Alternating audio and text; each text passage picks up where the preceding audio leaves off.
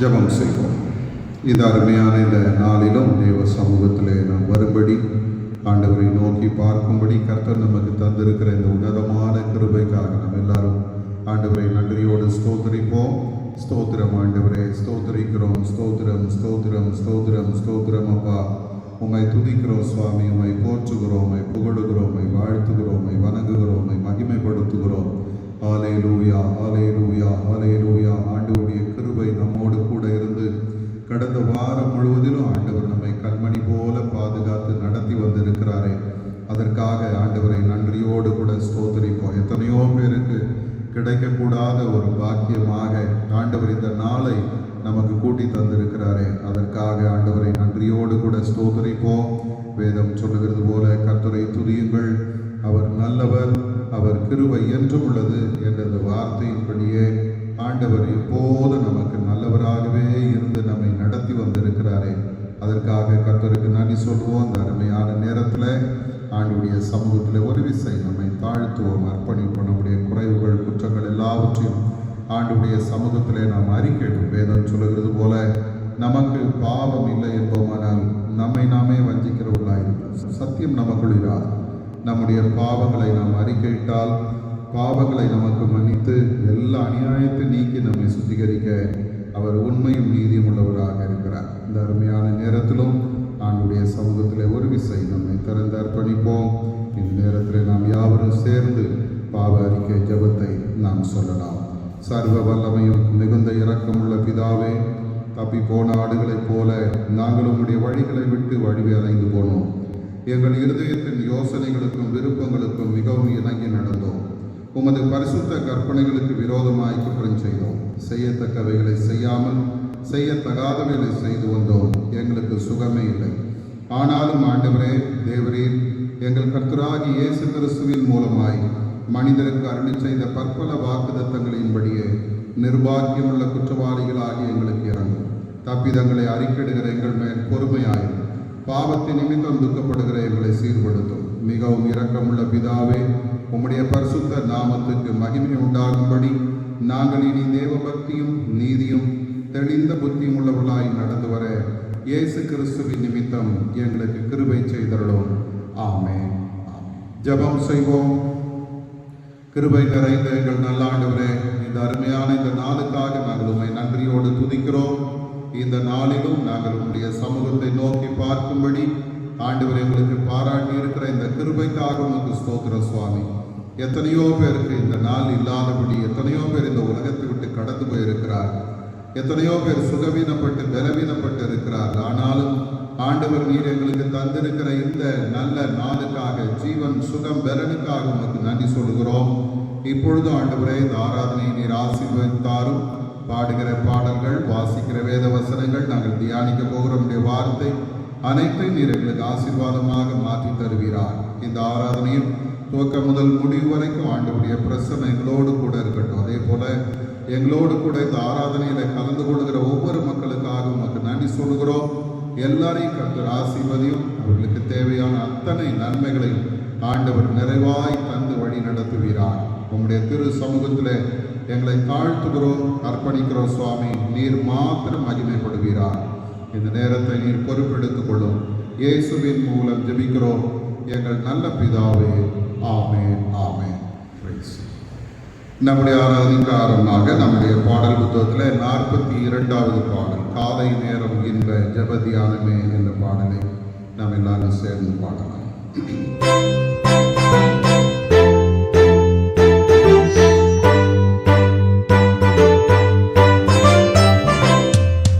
காலை நேரம் இன்ப ஜெப தியானமே, கருணை பொற்பாதம் காத்திருப்பே. அதிகாலையில் அறிவை உணர்த்தி அன்போடு இயேசு தினம் பேசுவார். அதிகாலையில் அறிவை உணர்த்தி அன்போடு இயேசு தினம் பேசுவார். காலை நேரம் இன்ப ஜெப தியானமே.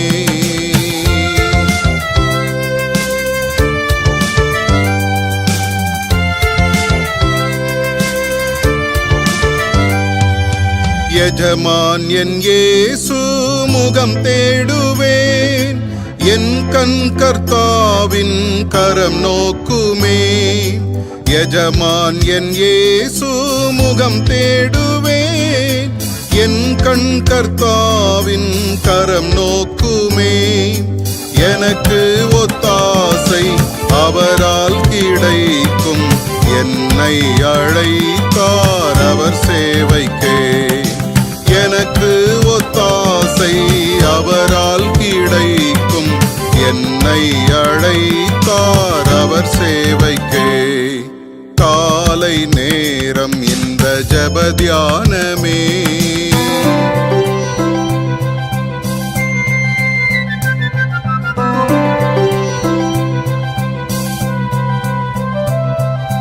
பலர் தீமை நிந்தை மொழிகள் உன்மேல் பொய்யாய் சொன்னாலும் களி கூறுவாய்.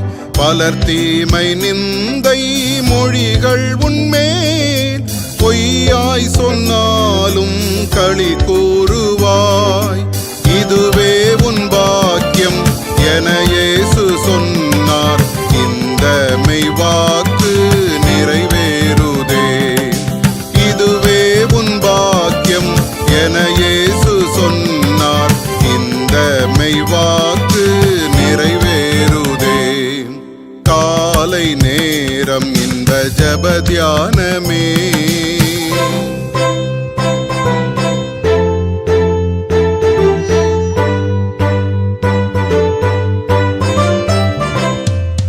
சிலுவை சுமந்தே அனுதினமே, சோராமல் என் பின் வா என்றாரே. சிலுவை சுமந்தே அனுதினமே, சோராமல் என் பின் வா என்றாரே. அவரோடு பாடு சகித்தாளுவேனே, ஆண்டாண்டு காலம் ஜெயமாகவே.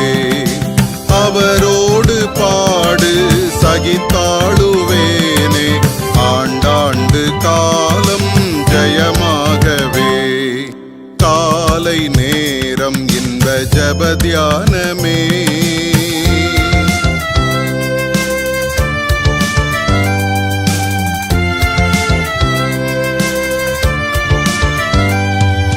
பறந்து புறா போல் சிறகடித்தே பாடி சென்றே நான் இளைப்பாறுவேன். பறந்து புறா போல் சிறகடித்தே பாடி சென்றே நான் இளைப்பாறுவேன். பரலோக வாசல் பரமசியோனே பூரித்து என்னை வரவேற்குமே. பரலோக வாசல் பரமசியோனே பூரித்து என்னை வரவேற்குமே. காலை நேரம் இன்ப ஜெப தியானமே. நாம் முறையாக வாசிக்கும்படி தெரிந்து கொண்ட வேத பகுதி சங்கீதங்களின் புஸ்தகம் 5ஆம் சங்கீதத்தை நாம் முறையாக வாசிக்கலாம். சங்கீதம் 5. கர்த்தாவே, என் வார்த்தைகளுக்கு செவிகொடும், என் தியானத்தை கவனியும். நான் உன்னிடத்தில் விண்ணப்பம் பண்ணுவேன். என் ராஜாவே, என் தேவனே, என் வேண்டுதலின் சத்தத்தை கேட்டருளும். கர்த்தாவே, காலையிலே என் சத்தத்தை கேட்டருளுவீர். காலையிலே உமக்கு நேரே வந்து ஆயத்தமாகி காத்திருப்பேன். நீர் துர்மார்க்கத்தில் பிரியப்படுகிற தேவன் அல்ல, தீமை உம்மிடத்தில் சேர்வதில்லை. வீம்புக்காரர் உம்முடைய கண்களுக்கு முன்பாக நிலை நிற்க மாட்டார்கள். அக்கிரமக்காரர் யாவரையும் வெறுக்கிறீர். பொய் பேசுகிறவர்களை அழிப்பீர். இரத்த பிரியனையும் சூதுள்ள மனுஷனையும் கர்த்தர் அருவருக்கிறார். நானோ உமது மிகுந்த கிருபை நிமித்தம் உமது ஆலயத்திற்குள் பிரவேசித்து உமது பரிசுத்த சந்நிதிக்கு நேரே பயபக்தியுடன் பணிந்து கொள்வேன். கர்த்தாவே, என் சத்துருக்களின் நிமித்தம் என்னை உம்முடைய நீதியிலே நடத்தி எனக்கு முன்பாக உம்முடைய வழியை செவைப்படுத்தும். அவர்கள் வாயில் உண்மை இல்லை, அவர்கள் உள்ளம் கேடுபாடுள்ளது. அவர்கள் தொண்டை திறக்கப்பட்ட பிரேத குழி, தங்கள் நாவினால் இச்சகம் பேசுகிறார்கள். தேவனே, அவர்களை குற்றவாளிகளாக தீரும். அவர்கள் தங்கள் ஆலோசனை யோசனைகளாலேயே விழும்படி செய்யும். அவர்கள் துரோகங்களுடைய திரட்சி நிமித்தம் அவர்களை தள்ளிவிடும். உமக்கு விரோதமாய் கலகம் பண்ணினார்களே. உம்மை நம்புகிறவர்கள் யாவரும் சந்தோஷித்து எந்நாளும் கெம்பீரிப்பார்களாக. நீர் அவர்களை காப்பாற்றுவீர். உம்முடைய நாமத்தை நேசிக்கிறவர்கள் உம்மில் களி கூறுவார்களாக. கர்த்தாவே, நீர் நீதிமானை ஆசீர்வதித்து காருண்யம் எனும் கேடகத்தினால் அவனை சூழ்ந்து கொள்வீர். ஆண்டவர் தாமே இந்த திருவசனங்களை நமக்கென்று ஆசீர்வதித்து தருவாராக. ஆமென். இப்பொழுது இந்த நாளுக்கான தேவ மனிதனை குறித்து நாம் பார்க்கலாம். இன்றைக்கு நாம் காண இருக்கும் தேவ ஊழியர் மெய்ப்பர் ஜி. சுந்தரம். பிறப்பு 7/2/1909, இறப்பு 26/5/1989. தேவனுடைய சித்தத்துக்கு தன்னை முழுவதுமாய் அர்ப்பணித்த மனிதனையும் அவனை தேவன் பயன்படுத்துகிறதையும் உலகம் இதுவரை கண்டதில்லை என்ற வார்த்தை D.L. மூடியை மாற்றினது. அதுபோல ஆண்டவரின் சித்தத்துக்கு தன்னை அர்ப்பணித்து ஆண்டவரையே நம்பி நின்றவர் மெய்ப்பர் ஜி. சுந்தரம். மெய்ப்பர் ஜி. சுந்தரம் அவர்கள் 1909ஆம் ஆண்டு பிப்ரவரி மாதம் 7ஆம் தேதி தமிழ்நாட்டில் கன்னியாகுமரி மாவட்டத்தில் பள்ளியாடி என்ற சிறு கிராமத்தில் பிறந்தார். இவரின் தகப்பனார் காபிரியேல், தாயார் ஜீவவிருட்சம். இவர்கள் இருவரும் பள்ளி ஆசிரியர்கள். இவருக்கு 5 சகோதரிகளும் 2 சகோதரர்களும் உண்டு. இவரின் தாயார் இவரை நல்ல கிறிஸ்தவ ஒழுக்கத்தில் வளர்த்தார். சிறு பிள்ளையாய் இருக்கும்போதே இவர் தினமும் வேதம் வாசித்து ஜெபிப்பதை வழக்கமாக கொண்டார். பள்ளியில் படிக்கும் காலத்தில் தங்களுடைய நிலத்தில் தன் தகப்பனாரோடு இணைந்து கடினமாக வேலை செய்வார். பள்ளிக்கு போவதற்கு முன் காலையில் 2 மணி நேரம் தண்ணீர் இறைப்பதற்கும் விறகு வெட்டுவதற்கும் செலவழிப்பார். பிறகு 6 கிலோமீட்டர் தூரம் நடந்தே பள்ளிக்கு செல்வார். தன்னுடைய கடினமான சூழ்நிலையின் நடுவில் தன் பள்ளி படிப்பையும் பட்டப்படிப்பையும் முடித்தார். 1929 திருமணமான தன் சகோதரியோடு சேர்ந்து மலேசியாவுக்கு சென்றார். இளம் வாலிபனாக அவர் அங்குள்ள சூழ்நிலைகளில் தன் மனம் போன போக்கில் வாழ ஆரம்பித்தார். உடை உடுத்துவதிலும் மற்ற பல செயல்களிலும் மற்றவர்களை விட தான் சிறப்பாக இருக்க வேண்டும் என்று எண்ணி செயல்பட்டார். இதனால் இவர் ஆண்டவரை விட்டு தூரம் போகும் சூழல் ஏற்பட்டது. 1929 மே மாதம் 9ஆம் தேதி அவர் கோலாலம்பூரில் ஒரு தெருவில் நடந்து போகும்போது ஆவியானவர் அவரை ஒரு வீட்டிற்குள் செல்ல உந்தினார். அங்கு மக்கள் சிறு குழுவாக ஜெபித்து கொண்டிருந்தனர். அங்கு பேசிய போதகரின் வார்த்தைகள் இவரை தொட்டு இவரின் பாவ வாழ்வை குறித்து உணர்த்தியது. பின்னர் தன் வீட்டுக்கு வந்தபோது சத்தமிட்டு அழுது பாவ மன்னிப்புக்காக தேவனிடம் மன்றாடினார். இவரின் ஜெபம் இரவு முழுவதும் தொடர்ந்தது. அந்த நேரம் கடவுளின் மகிமை அவருடைய அறையை நிறைத்தது. அப்பொழுது ஆணிகள் துளைத்த இயேசுவின் கரத்தை கண்டார். அந்த காட்சி மெய்ப்பர் ஜி. சுந்தரம் அவர்களின் வாழ்வில் பெரும் மாற்றத்தை ஏற்படுத்தியது. தன் வாழ்வை ஆண்டவரின் பணி செய்ய முழுமையாக அர்ப்பணித்தார். இவர் கோலாலம்பூரில் 3.5 ஆண்டுகள் ஆசிரியராக பணி செய்தார். பின்னர் ஆண்டவரின் அழைப்பை உணர்ந்து தன்னை ஆண்டவரின் ஊழியத்துக்கு அர்ப்பணித்தார். இந்தியாவுக்கு திரும்பி வந்து கோயம்புத்தூரில் போதகராக ஊழியம் செய்தார். 1945 இவர் பியாட்ரிஸ் ஜெபரத்தினம் என்ற கடவுளுக்கு பயந்த ஆண்டவரின் அன்பால் நிறைந்த அம்மையாரை திருமணம் செய்தார். 1953 ஆண்டவர் இவர்களுக்கு ஜோசுவா சுந்தரம் என்ற பிள்ளையை கொடுத்து ஆசீர்வதித்தார். 1948 கர்த்தரின் ஆவியானவர் சென்னைக்கு போகும்படி போதகர் சுந்தரம் அவர்களை ஏவினார். இங்கு 4 பேரை வைத்து ஒரு சிறு ஆலயத்தை ஆரம்பித்தார். அது அப்போஸ்தல கிறிஸ்தவ ஐக்கியம் என்று அழைக்கப்பட்டது. இவரின் முழுமையான கீழ்ப்படிதல் அந்த ஆலயத்தின் அஸ்திபாரமானது. ஊக்கமான ஜெபமும் கடின உழைப்பும் இவரின் ஊழியத்தில் மிகப்பெரிய வளர்ச்சியை கொடுத்தது. இப்பொழுது இந்த திருச்சபையில் 20,000க்கும் அதிகமான விசுவாசிகளும் 350க்கும் மேற்பட்ட கிளை திருச்சபைகளும் இந்தியாவிலும் வெளிநாடுகளிலும் உண்டு. ஊழியத்தின் ஆரம்பத்தில் அத்தியாவசிய தேவைகள் தவிர மற்ற எல்லா தேவைகளையும் குறைத்து கொண்டார். வாலிப வயதில் நன்றாக உண்ணும் பழக்கம் கொண்டவர் தன் ஊழியத்தின் முதல் 2 ஆண்டுகள் 3 வேளை உணவை தவிர்த்து 1 வேளை ஆகாரத்தோடு வாழ கற்றுக்கொண்டார். தனக்கு கொடுக்கப்படும் உணவை குறித்து குறை கூறக்கூடாது என்று தீர்மானித்தார்.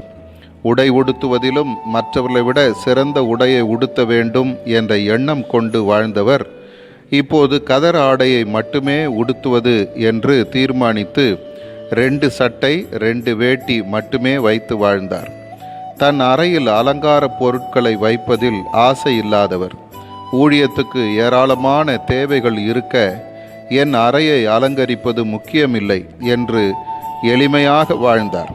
நேரம் தவறாமை இவரின் வாழ்வாக இருந்தது. கிறிஸ்தவ சமுதாயம் உட்பூசல்களினால் நெருக்கடியை சந்தித்து கொண்டுள்ளது. இதற்கு காரணம் மக்கள் தங்கள் நாவை அடக்கி ஆளாததே காரணம் என்று உணர்ந்தார். தன் பேச்சிலும் அதிக கவனம் செலுத்த ஆரம்பித்தார். மதிகேடான சொற்கள் மற்றவர்களை புண்படுத்தும். ஆகையால் தேவ ஊழியன் தன் நாவை அடக்கி ஆள அறிய வேண்டும் என்பார். தன் வாழ்வில் பல இன்னல்களையும் போராட்டங்களையும் சந்தித்த போதும் ஆண்டவரை மட்டுமே தன் தஞ்சமாக கொண்டு வாழ்ந்த பரிசுத்தவான் இவர். இன்றைய ஊழியர்களில் அநேகருடைய வாழ்வில் ஒரு உந்து சக்தியாக இருந்தவர் மெய்ப்பர் ஜி. சுந்தரம் ஐயா அவர்கள். தன் வாழ்வாலும் தன் ஊழியத்தாலும் பல ஆயிரங்களுக்கு ஆசீர்வாதமாக இருந்த மெய்ப்பர் ஜி. சுந்தரம் அவர்கள் 1989 ஆண்டு மே மாதம் 26 தனது 80வது வயதில் தன் உலக ஓட்டத்தை முடித்து தன் ஆண்டவரின் பாதம் போய் சேர்ந்தார். ஊழியத்துக்கான தேவைகள் ஏராளம் இருக்க என் தேவைகளை நான் நிறைவேற்றிக் கொள்வது நியாயமல்ல. மெய்ப்பர் ஜி. சுந்தரம். அன்பரே, உங்களை குறித்த ஆண்டவரின் சித்தம் என்ன என்று அறிந்திருக்கிறீர்களா? அல்லது உங்கள் சித்தம் செய்கிறீர்களா? ஆண்டவரே, நீர் என்னை நடத்தும், நான் உமது சித்தம் செய்வேன். எனக்கு போதியும், வழியில் நடப்பேன். ஆமேன். சற்று நேரம் நாம் ஆண்டவரை துதித்து ஆராதித்து ஆண்டவருடைய வார்த்தைக்கு நாம் கடந்து செல்லலாம்.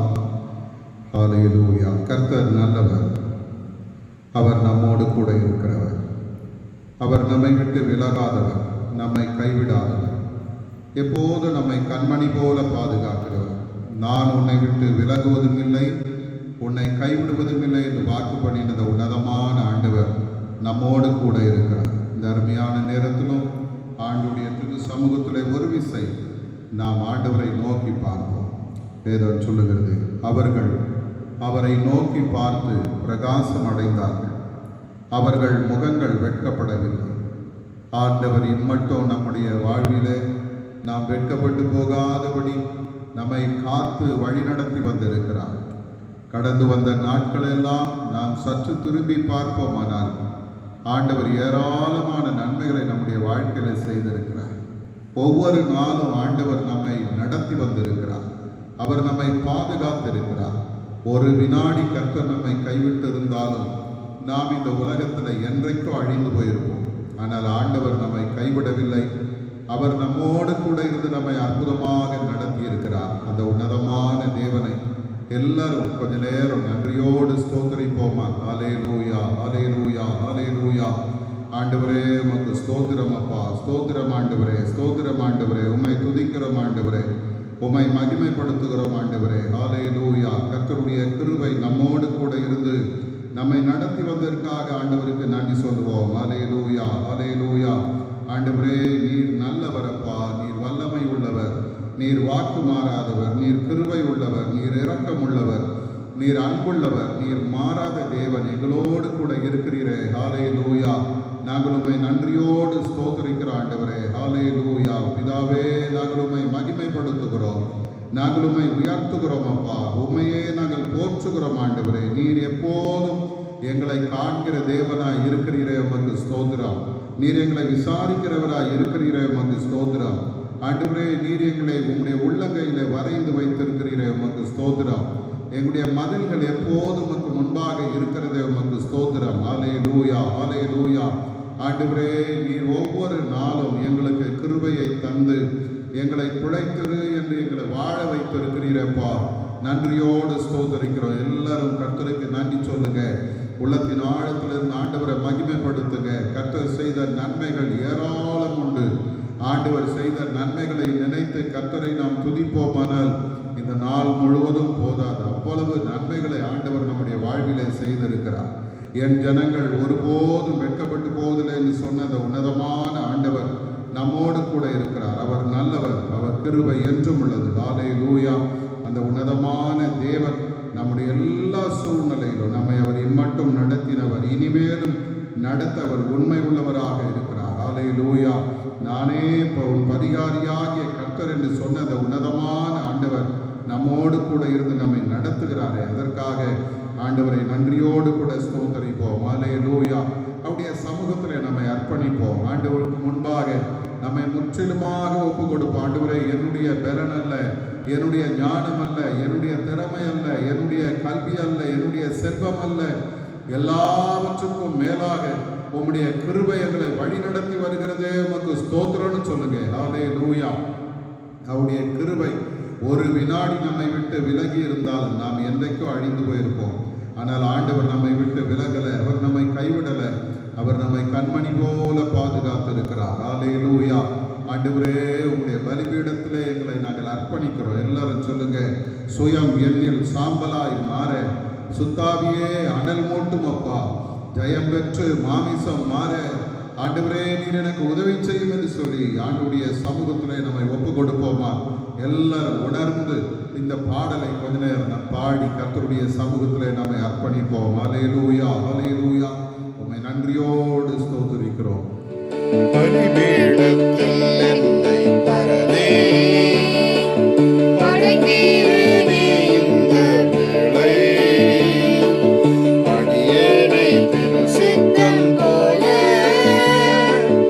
ஆண்டு நடத்திடுமே. அடியேனை திரு சித்தம் போல ஆண்டு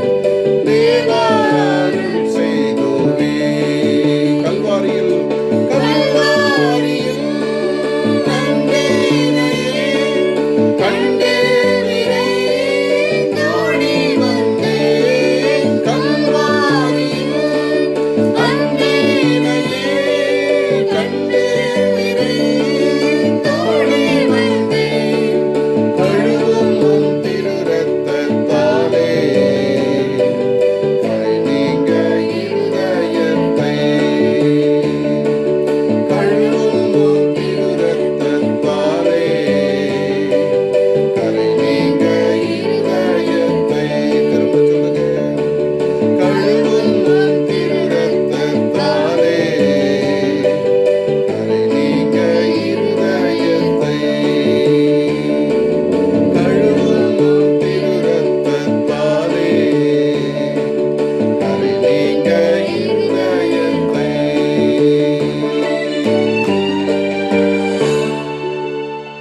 ஹல்லேலூயா, ஹல்லேலூயா. ஆண்டவரே, நீர் எங்களை ஆளுகை செய்கிறவர் அப்பா.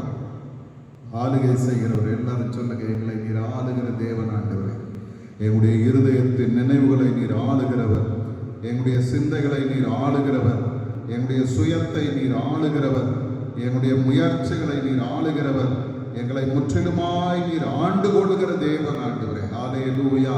நீரே என்னுடைய ராஜாவாய், நீரே என்னுடைய எஜமானனாய் இருக்கிறீரே, உங்களுக்கு ஸ்தோத்திரம். எல்லாரும் வாய் திறந்து கர்த்தரை ஸ்தோத்திரிங்க. எஜமானனாய் நீர் இருக்கிறீரப்பா, எஜமானனாய் நீர் இருக்கிறீர் ஆண்டவரே. நாங்கள் உம்முடைய கரத்திலே ஆண்டவரே வேலைக்காரர்களாய் அடிமைகளாய் எங்களை தாழ்த்துகிறோம். ஹல்லேலூயா. ஆண்டவரே, நீர் பலவானாய் இருக்கிறீரப்பா, நாங்கள் உமக்கு முன்பாக பலவீனர்களாய் இருக்கிறோம். எல்லாரும் வாய் திறந்து சொல்லுங்க, ஹல்லேலூயா. நீர் குயவனாய் இருக்கிறீர் ஆண்டவரே, நாங்கள் களிமண் ஆண்டவரே. உம்முடைய கரத்திலே நாங்கள் களிமண்களாய் எங்களை ஒப்பு கொடுக்கிறோம். ஆண்டவன் என்ன விரும்புகிறீரோ, உம்முடைய சித்தம் என்னவோ அதை நாங்கள் செய்து முடிக்க எங்களை நீர் நடத்தும் என்று சொல்லி ஆண்டவருக்கு முன்பாய் நம்மை அர்ப்பணிப்போம். ஹல்லேலூயா. கர்த்தர் நல்லவர், அவர் நம்மோடு கூட இருக்கிறார், உங்களோடு கூட இருக்கிறார். அவருடைய பிரசன்னம் உங்களோடு கூட இருக்கிறார். நீங்க கைவிடப்பட்டவர்கள் அல்ல, தனிமையானவர்கள் அல்ல, உதவிக்கு ஒருவரும் இல்லை என்று ஏங்கி நிற்கிறவர்கள் அல்ல. வானத்தையும் பூமியும் படைத்த சர்வ வல்லமை உள்ள ஆண்டவர் நம்மோடு கூட இருக்கிறார். காற்றையும் கடலையும் அதட்டின ஒரு உன்னதமான தேவன் நம்மோடு கூட இருக்கிறார். வியாதிகளை குணமாக்குகிற ஒரு உன்னதமான பரம வைத்தியர் நம்மோடு கூட இருக்கிறார், உங்களோடு கூட இருக்கிறார். இன்னைக்கு நீங்க எந்த நிலைமையில இருந்தாலும் ஆண்டவர் உங்களை நடத்துகிற தேவனாய் உங்களோடு கூட இருக்கிறார். ஹல்லேலூயா. நன்றி ஆண்டவரே, உம்மை நன்றியோடு ஸ்தோத்திரிக்கிறோம், உம்மை துதிக்கிறோம். ஹல்லேலூயா. பரிசுத்த பிதாவே, இந்த அருமையான இந்த நாளுக்காக உமக்கு ஸ்தோத்திரம் அப்பா. இந்த நாளிலும் ஆண்டவருடைய கிருபை எங்களோடு கூட இருந்து எங்களை நடத்துகிறதுக்காக உமக்கு நன்றி சொல்லுகிறோம். ஆண்டவரே, இந்த மாதத்தின் இந்த 15வது நாளிலே தேவ சமூகத்தை நோக்கி பார்க்க நீர் எங்களுக்கு தந்த இந்த நல்ல தருணத்திற்காக ஸ்தோத்திர ஆண்டவரே.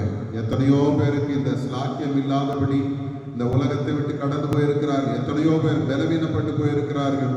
எத்தனையோ பேர் சுகவீனப்பட்டு போயிருக்கிறார்கள். எல்லாவற்றுக்கும் மத்தியில ஆண்டவர் எங்களுக்கு ஜீவனை தந்து சுகம் தந்து பலன் தந்து வைத்திருக்கிறீரே, உமக்கு ஸ்தோத்திரம். இந்த நேரத்தில் எங்களுடைய திருச்சபை குடும்பங்கள் எல்லாம் உடைய சமூகத்தில் வைத்து நாங்கள் உம்மை நோக்கி பார்க்கிற ஆண்டவரே, எல்லா குடும்பங்களையும் ஆசீர்வதிங்கப்பா. ஒவ்வொரு குடும்பங்களின் தேவைகள் சந்திக்கப்படட்டும் ஆண்டவரே. ஒவ்வொரு குடும்பங்களிலும் கர்த்தருடைய வல்லமை வெளிப்படட்டும் ஆண்டவரே. குடும்பங்களிலே காணப்படுகிற எல்லா தடைகள் மாறட்டும், எல்லா குறைவுகள் மாறட்டும், எல்லா சமாதான குறைவுகள் மாறட்டும் ஆண்டவரே. எல்லா தேவைகளை கர்த்தர் சந்திப்பீராக. பண தேவைகள், பொருள் தேவைகள் எல்லாவற்றையும் கர்த்தர் நீர்தாமே அந்தந்த நேரத்தில் உங்களுடைய மக்களுக்கு சந்தித்து அவர்களை அற்புதமாய் நடத்தும்படி ஜெபிக்கிறோம். குடும்ப தலைவர்களை ஆசீர்வதிப்பா. அவருடைய கையின் பிரயாசங்கள் ஆசீர்வதிக்கப்படட்டும். அவருடைய எல்லா தேவைகள் சந்திக்கப்படட்டும். ஆண்டுடைய ஆசீர்வாதத்தை அவர் தன்னுடைய வாழ்க்கையில நிறைவாய் காணும்படி கர்த்தர் கிருபை செய்யும்.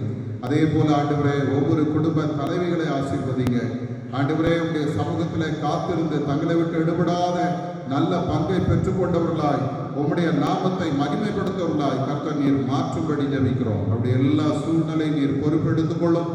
நன்மையினால் கிருபையினால் நிறைத்து வழி நடத்துவீராக. ஆண்டவரே, சிறுபிள்ளைகளை ஆசீர்வதியும்.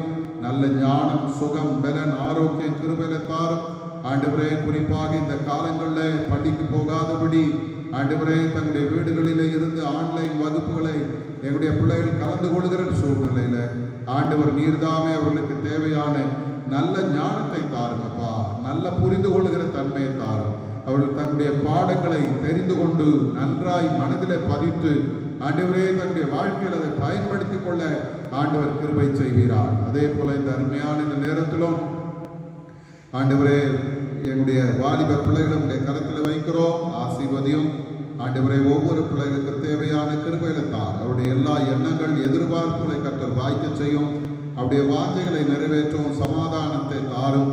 ஆண்டவரே நல்ல வேலைக்காய் காத்திருக்கிற பிள்ளைகளுக்கு நல்ல வேலை வாய்ப்புகளை ஏற்படுத்துவீராக. அதே போல நல்ல ஆண்டவரே திருமண வாழ்க்கைக்காய் காத்திருக்கிற பிள்ளைகளுக்கு நல்ல திருமண காரியங்களை கற்றல் வாய்க்க செய்வீராக. அதே போல ஆண்டவரே நல்ல குழந்தை பாக்கியத்துக்காய் காத்திருக்கிற பிள்ளைகளுக்கு ஆண்டவர் நீர்தாமே நல்ல குழந்தை பாக்கியத்தை தாரும். ஆண்டவரே அவருடைய எல்லா வாஞ்சை விருப்பங்கள் தேவைகள் அனைத்தையும் நீர் சந்திக்க ஜெபிக்கிறோம். தொடர்ந்து நீர் வழி நடத்துவீரார். இந்த அருமையான நேரத்திலும் ஆண்டவரே எங்களுடைய திருச்சபையில் உள்ள வயதான மக்களை நாங்கள் நினைக்கிறோம். ஆண்டவர் பலப்படுத்தும். இந்த வயதான காலங்களில் உடைய மக்களுக்கு ஏற்படுகிற எல்லா பலவீனங்களிலும் சுகவீனங்களிலும் ஆண்டுடைய வல்லமை தங்கியிருக்கும்படியாக ஜெபிக்கிறோம். கர்த்தருடைய கரம் அவர்களை சூழ்ந்து கொள்வதாக. உம்முடைய நன்மையினால நிரப்புங்கப்பா, சமாதானத்தை தாங்க. ஆண்டவரே அவருடைய எல்லா பயங்கள் எல்லா பலவீனங்களை நீர் மாற்றும். கர்த்தருடைய கரம் இந்த மக்களை தொடர்பப்பா. ஆண்டவரே இந்த அருமையான இந்த நேரத்திலும் பலவீனமாக இருக்கிற ஒவ்வொரு மக்களையும் நாங்கள் நினைக்கிறோம். கேன்சர்னால பாதிக்கப்பட்டிருக்கிற மக்களை நாங்கள் நினைக்கிறோம். கிட்னி பிரச்சனையினால பாதிக்கப்பட்டிருக்கிற மக்களை நாங்கள் நினைக்கிறோம். அதே போல ஆண்டவரை இருதய பலவீனத்தோடு இருக்கிற மக்களை நாங்கள் நினைக்கிறோம். ஆண்டவர் நீர்தாமே ஒவ்வொருவரையும் தொடுவீராக, பலப்படுத்துவீராக. நல்ல சுகம் பலன் ஆரோக்கியம் தந்து கர்த்தர் நடத்துவீராக.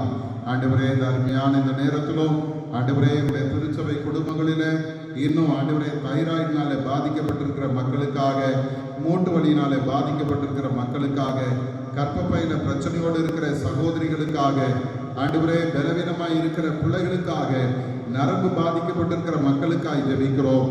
எல்லாரையும் ஆண்டவர் தொடும் சுவாமி. உம்முடைய நல்ல சுகம் நல்ல ஆரோக்கியம் உடைய மக்களை நிரப்பும்படியாக ஜெபிக்கிறோம். ஆண்டவரே உம்முடைய வார்த்தை அனுப்பி அவர்களை குணமாக்குவேன் என்று சொன்ன அந்த உன்னதமான தேவன் நீர்தாமே இந்த நேரத்தில் உம்முடைய வல்லமை உள்ள வார்த்தைகளை அனுப்பி ஆண்டவரே அவர்களை குணமாக்கும்படியாக ஜெபிக்கிறோம். இந்த நேரத்தில் எங்களுடைய திருச்சபைக்காய் ஸ்தோத்திரம். ஆண்டவரே திருச்சபைகள் இம்மட்டும் நீர் நடத்தி வருகிறீர், உமக்கு நன்றி அப்பா. தொடர்ந்து நீர் நடத்தும், எல்லா தடைகளையும் நீர் மாற்றும். ஆண்டவரே இந்த சுற்றி இருக்கிற மக்களுக்கு இந்த திருச்சபையானது ஒரு ஆசீர்வாதத்தின் வாய்க்காலாய் மாறும்படி ஆண்டவர் கிருபை செய்கிறார். எல்லா தடைகளை எடுத்து போடும். தேவ பிரசன்னம் தேவ மகிமை இந்த திருச்சபையை மூடட்டும். இந்த திருச்சபைக்குள்ளே அடியெடுத்து வைக்கிற ஒவ்வொரு மக்களும் உங்களுடைய அற்புதங்களை அதிசயங்களை காணும்படி கர்த்தர் கிருபை செய்யும். அதே போல இந்த நேரத்தில் எங்களுடைய தேசத்தை நாங்கள் நினைக்கிறோம். ஆண்டவரே குறிப்பாக இந்த நாட்களில் எங்களுடைய தேசம் கடந்து வருகிற நெருக்கடியான சூழ்நிலைகள் எல்லாம் உங்களுக்கு தெரியும் சுவாமி. கர்த்தர் இறங்கும். ஆளுகிற தலைவர்களுக்கு நல்ல ஞானத்தை தந்து ஆண்டவரே சரியானபடி எங்களுடைய தேசத்தை நடத்த நீர் அவர்களுக்கு கிருபை செய்கிறார். ஆண்டவரே பொருளாதார வளர்ச்சி வரட்டும் சுவாமி.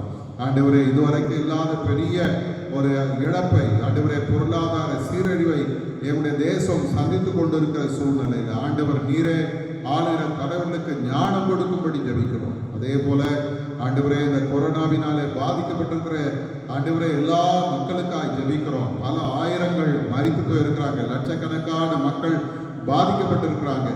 ஆண்டவர் நீரே அப்பா இறங்கி இதிலிருந்து ஒரு பூரண விடுதலையை தாரும். இதில் பணியாற்றுகிற ஒவ்வொரு மருத்துவர்களுக்காக, செவிலியர்களுக்காக, மருத்துவ பணியாளர்களுக்காக, துப்புரவு பணியாளர்களுக்காக, ஆண்டவரே ஒவ்வொரு அதிகாரிகளுக்காக, அமைச்சர்களுக்காக, தலைவர்களுக்காக நாங்கள் ஜெபிக்கிறோம். எல்லாரையும் ஆண்டவர் பாதுகாத்துக் கொள்ளும். தேவையான அத்தனை நன்மைகளையும் நிறைவாக நீர் தந்து வழிநடத்தும்படியாய் ஜெபிக்கிறோம். இந்த நேரத்தில் ஆண்டவரே எங்களுடைய தேசத்தில் நடக்கிற எல்லா ஊழியர்களை கர்த்தர் பொறுப்பெடுத்துக் கொள்ளும். ஊழியக்காரர்களை கர்த்தர் பொறுப்பெடுத்துக் கொள்ளும். எல்லா ஊழியக்காரர்கள் மேலும் ஆண்டவருடைய வல்லமை உள்ள கரம் தங்கியிருக்கும்படியாய் நாங்கள் ஜெபிக்கிறோம். ஆண்டவரே இந்த ஊழியக்காரர்கள் மேல கர்த்தருடைய அபிஷேகம் இருக்கட்டும். எல்லா விதமான தடைகள், போராட்டங்கள், சத்துருடைய எல்லா சூழ்ச்சிகள், சதி ஆலோசனைகள் எல்லாவற்றையும் ஆண்டவர் மடங்கடிக்கும்படியாக ஜெபிக்கிறோம். அதே போல மிஷினரி ஊழியங்களுக்காய் ஸ்தோத்திர. எல்லா மிஷினரி ஊழியங்களை ஆண்டவர் ஆசீர்வதியும். மிஷினரி ஸ்தாபனங்களை ஆசீர்வதியும். எல்லா ஊழியங்களும் வளரவும் பெருகவும் ஆண்டவர் கிருபை செய்யும்படியாக ஜெபிக்கிறோம். ஆண்டவரே, இந்த நேரத்தில் எங்களுடைய ஐஎம்எம் ஊழியங்களை நாங்கள் நினைக்கிறோம். இந்த ஐஎம்எம் ஊழியத்தை கர்த்தர் ஆசீர்வதியும். இந்த ஐஎம்எம் மூலமாக செய்யப்படுகிற இந்த பெரிய ஊழியத்தை 19 மாநிலங்களில் கர்த்தர் எங்களுக்கு தந்திருக்கிற இந்த பெரிய ஊழியத்தை நீர் ஆசீர்வதித்தார். இதில் பணியாற்றுகிற ஆண்டவரே ஒவ்வொரு மிஷனரிகளுக்காக ஸ்தோத்திரம். அவர்களை ஆசீர்வதியும், அவருடைய குடும்பத்தை ஆசீர்வதியும். அவருடைய எல்லா தேவைகள் சந்திக்கப்படட்டும்.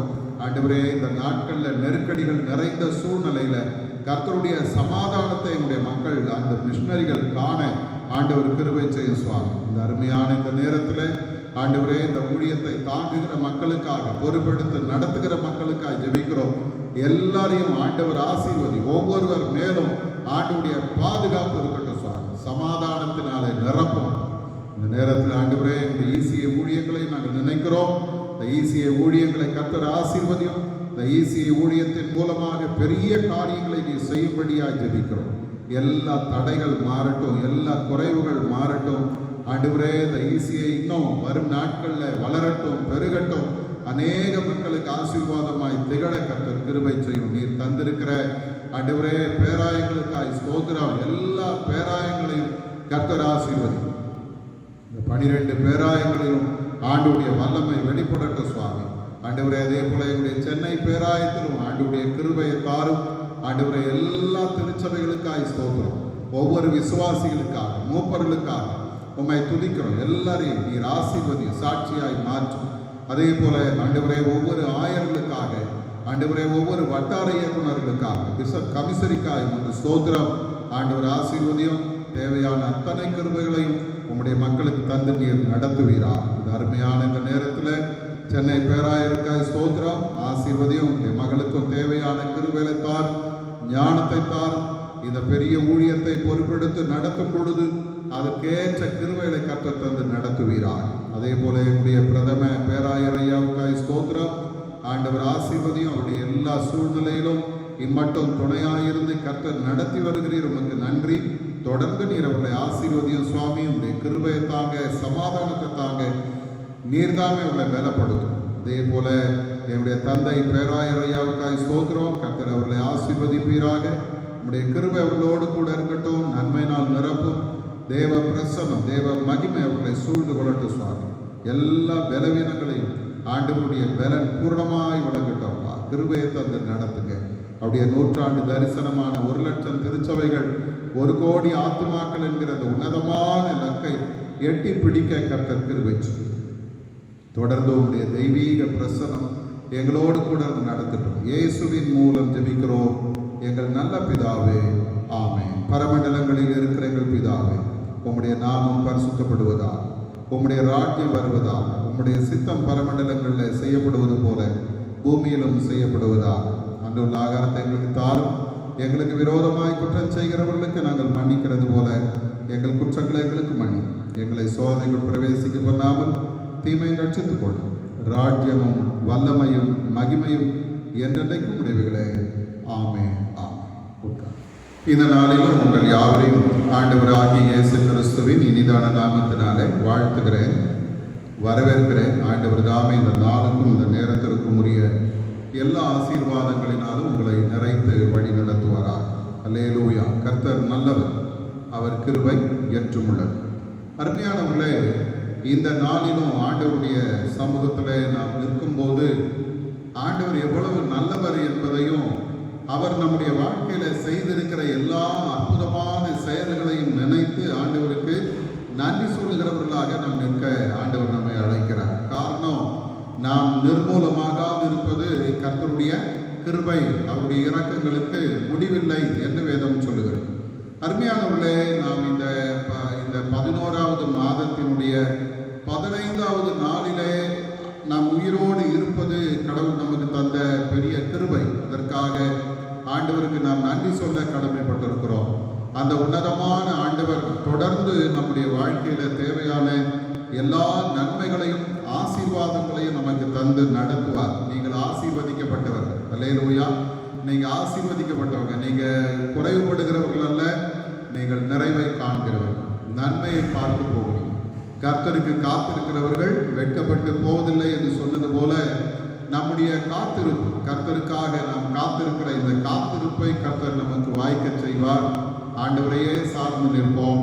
இந்த மாதத்திலும் ஆண்டவர் நமக்கு தந்த வாக்குத்தத்தம் எபிரேயரின் புஸ்தகத்திலே 3ஆம் அதிகாரம் 14வது வசனத்திலே நாம் பார்க்கும் பொழுது இந்த எபிரே ஆக்கியோன் சொல்லுகிறார், நாம் ஆரம்பத்திலே கொண்ட நம்பிக்கையை முடிவு பரியந்தம் உறுதியாய் பற்றி கொண்டிருப்போமாகில் கிறிஸ்துவினிடத்தில் பங்குள்ளவர்களாய் இருப்போம் என்று சொல்லி அவர் அங்கே சொல்லுகிறார்.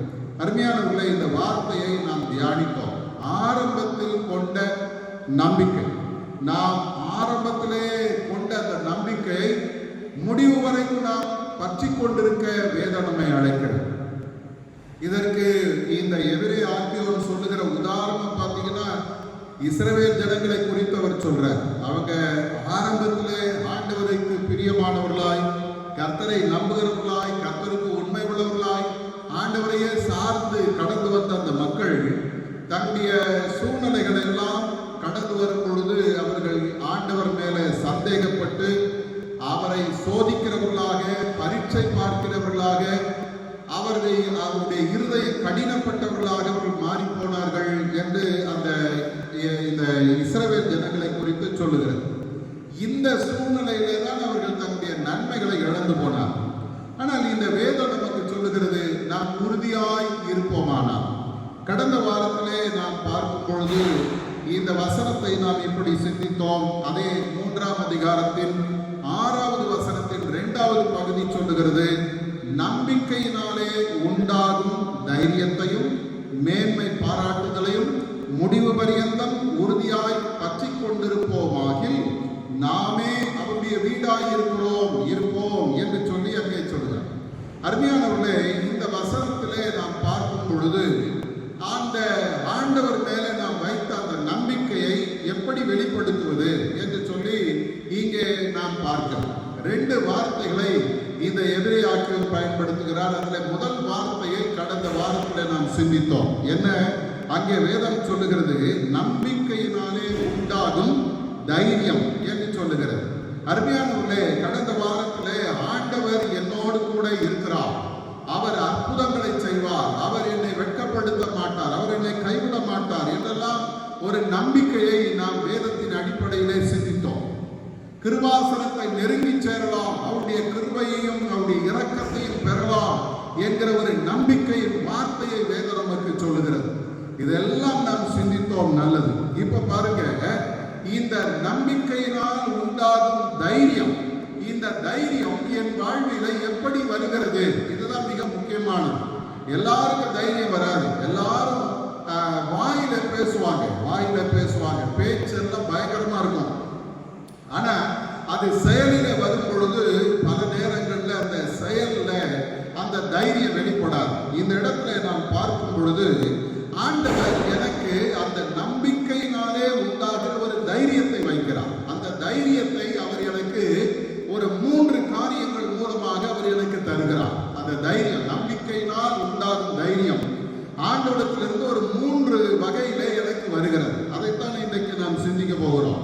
வேதத்தை நாம் ஆராய்ந்து பார்ப்போமானால் முதலாவதாக ஒரு நம்பிக்கை, அந்த ஒரு தைரியம் நமக்குள்ளே வருகிறது. அது என்ன தைரியம் என்றால், கிறிஸ்துவின் சிலுவை எனக்கு தருகிற தைரியம். இன்னைக்கு அருமையான தேவ ஜனமே, நாம் ஒரு காலத்துல பாவத்துல கிடந்தோம், சாபத்துல கிடந்தோம்.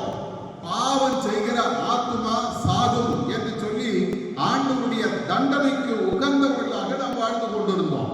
நம்முடைய நினைவுகளினாலே, நம்முடைய சிந்தையினாலே, நம்முடைய எண்ணங்களினாலே, நம்முடைய உணர்வுகளினாலே பலவிதமான கடவுளுக்கு விரோதமான காரியங்களை நாம் செய்து கொண்டிருந்தோம். ஆனால் வேதம் நம்மை பார்த்து சொல்லுகிறது, இந்த சிலுவை நமக்கு தருகிற ஒரு பெரிய தைரியம் என்ன? ரோமரின் புஸ்தகம் 5ஆம் அதிகாரம் 8வது வசனத்திலே அப்போஸ்தலனாகிய பவுல் சொல்லும் பொழுது, நாம் பாவிகளாய் இருக்கையில் கிறிஸ்து நமக்காக மரித்ததினாலே தேவன் நம்மேல் வைத்த தமது அன்பை விளங்க பண்ணினார்.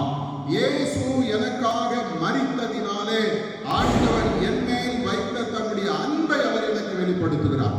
எனக்கு அருமையான தேவ ஜனமே, இந்த வேதம் நமக்கு சொல்லுகிறது போல, அதே ரோமரின் புஸ்தகம் 6ஆம் அதிகாரம் 23வது வசனத்தில் முதல் பகுதி சொல்லுகிறது, பாவத்தின் சம்பளம் மரணம். பாவத்தின் சம்பளம் மரணம். அப்ப பாவம் செய்கிற எந்த மனிதனும் மரணத்துக்கு பாத்திரவானாய் இருக்கிறான். அப்படிப்பட்ட ஒரு சூழ்நிலையில நான் பாவியாய் மரணத்திற்கு பாத்திரவானாய் மரணத்தை எதிர்நோக்கி வாழ்ந்து கொண்டிருக்கிற ஒரு சூழ்நிலையில தான் ஆண்டவருடைய சிலுவை என்னை பார்த்து சொல்லுகிறது, மகனே மகளே, உன்னுடைய அந்த பாவத்தினால் வந்த அந்த மரணம் என்கிற அந்த சாபத்தை கல்வாரி சிலுவை மாற்றிவிட்டது. கல்வாரி சிலுவை உன்னுடைய பாவத்தை எல்லாம் மாற்றிவிட்டது. அப்போஸ்தலனாகிய பவுல் அந்த ரோமரின் புத்தகம் 6ஆம் அதிகாரம் 23வது வசனத்தினுடைய அடுத்த பகுதியில் சொல்லுகிறார், தேவனுடைய கிருபை வரமோ நம்முடைய கர்த்தராகிய இயேசு கிறிஸ்துவினால் உண்டாகும் நித்திய ஜீவன். அப்ப ஒரு பக்கம் மரணம் என்னை ஆண்டு கொண்டிருந்த பொழுது இயேசு தன்னுடைய சிலுவையினாலே, தன்னுடைய சிலுவையின் மரணத்தினாலே என்னை அவர் ரட்சித்திருக்கிறார். இப்போ இந்த சிலுவை என்னை பார்த்து சொல்லுகிறது, மகனே, நீ பாவி அல்ல, நீ ஆண்டவருடைய ரத்தத்தினாலே கழுவப்பட்டிருக்கிறாய். மரணத்திற்கு காத்திருக்கிற உன்னை ஆண்டவர் தம்முடைய கிருபையினாலே இறங்கி ஒரு நித்திய மீட்புக்கு ஏதுவாய் உன்னை அவர் உயர்த்தி இருக்கிறார். நீ மரணத்துக்கு ஏதுவானவன் அல்ல. இரண்டாவது அந்த சிலுவையின் மரணம் எனக்கு சொல்லுகிறது, நீ பாவியாய் இருந்த பொழுதே நீ ஆண்டவரால் நேசிக்கப்பட்டிருக்கிறார். எவ்வளவு பெரிய பாக்கியம் பாருங்க. நீங்களும் நானும் ஆண்டவருக்கு எப்போது நன்றி சொல்லிக் கொண்டே இருக்க வேண்டும். காரணம் என்ன தெரியுமா? நான் பாவியாய் இருக்கும் போதே நான் அவரால் நேசிக்கப்பட்டிருக்கிறேன். அல்லேலூயா. அவர் என்னை நேசிக்கிறார். அந்த அன்பை நான் சிலுவையின் மரணத்திலே பார்க்கிறேன். காரணம் என்ன தெரியுங்களா? அழிந்து போக வேண்டிய என்னை ஆண்டவர் என்ன செய்யறாரு? தம்முடைய சிலுவை மரணத்தினாலே என்னை நித்திய வாழ்வுக்கு கொண்டு போகிறார். 1 பேதுருவின் புத்தகம் 2ஆம் அதிகாரம் 24வது வசனத்திலே நாம் பார்க்கும்போது, நாம் பாவத்துக்கு செத்து நீதிக்கு பிழைக்கும்படிக்கு தேவன் நம்முடைய பாவங்களை என்ன பண்ணாரா? சிலுவையின் மேல் சுமந்து தீர்த்தார். அவருடைய தழும்புகளால் குணமாகிறோம். எனக்கு அருமையான தேவஜனமே, நாம் பாவத்துக்கு செத்து நீதிக்கு பிழைத்திருக்கிறோம். நான் சாகல, ஆனா நான் செத்து இருக்கிறேன். எப்படி? எனக்காக ஒருவர் சிலுவையிலே மரித்திருக்கிறார். எனக்காக, எனக்கு பதிலாக ஒருவர் சிலுவையிலே துடிக்க துடிக்க துடிக்க தன்னுடைய ஜீவனை கொடுத்திருக்கிறார். அவர் மரித்ததினாலே அவரோடு கூட நான் மரித்து இப்பொழுது உயிர் பெற்றிருக்கிறேன். எப்படிப்பட்ட வாழ்க்கை? பாவங்கள் என்னை விட்டு நீங்கின வாழ்க்கை. பாவத்துக்கு செத்து நீதிக்கு பிழைத்த வாழ்க்கை. எப்படி அது வருகிறது? திரும்பவும் வேதம் சொல்லுகிறது. யோவான் 1 யோவானின் புத்தகம் 1ஆம் அதிகாரம் 7வது வசனத்திலே சொல்லுகிறது, இயேசு கிறிஸ்துவின் ரத்தம் சகல பாவங்களை நீக்கி நம்மை சுத்திகரிக்கும். இன்னைக்கு நீங்களும் நானும் தைரியமாக ஆண்டவருடைய சமூகத்திலே சொல்லலாம், அவருடைய சிலுவை என்னை பாவங்களற சுத்திகரித்து நித்திய வாழ்வுக்கு என்னை நடத்தி கொண்டிருக்கிறது. ஆகவே நான் அவரிலே தைரியம் கொள்வேன். நான் பாவி அல்ல, நான் பரிசுத்தப்படுத்தப்பட்டிருக்கிறேன். யாரெல்லாம் அந்த சிலுவையை நம்புகிறார்களோ, யாரெல்லாம் அந்த சிலுவையின் மீட்பை நம்புகிறார்களோ, யாரெல்லாம் அந்த சிலுவையின் ரட்சிப்பை தன்னுடைய வாழ்க்கையில ஏற்றுக்கொள்கிறார்களோ, அத்தனை பேருக்கும் வேதம் தருகிற ஒரு பெரிய தைரியம் என்ன தெரியுமா? நீங்களும் நானும் மரணத்திற்குரியவர்கள் அல்ல, நான் நித்தியத்துக்குரியவன். அப்ப இயேசு ஆண்டவர் நமக்கு தருகிற தைரியம், நம்பிக்கையினால் உண்டாகும் தைரியம் முதல்ல எதிலிருந்து வருகிறது? சிலுவையிலிருந்து வருகிறது. சிலுவை, கிறிஸ்துவின் சிலுவை எனக்கு தைரியத்தை கொடுக்கிறது. இரண்டாவது பாருங்க, அதே 1 தெசலோனிக்கேயர் புத்தகம் 4ஆம் அதிகாரம் 13வது வசனத்திலே நாம் பார்க்கும் பொழுது அப்போஸ்தலனாகிய பவுல் இன்னொரு முக்கியமான ஒரு காரியத்தை குறித்து பேசுகிறார்.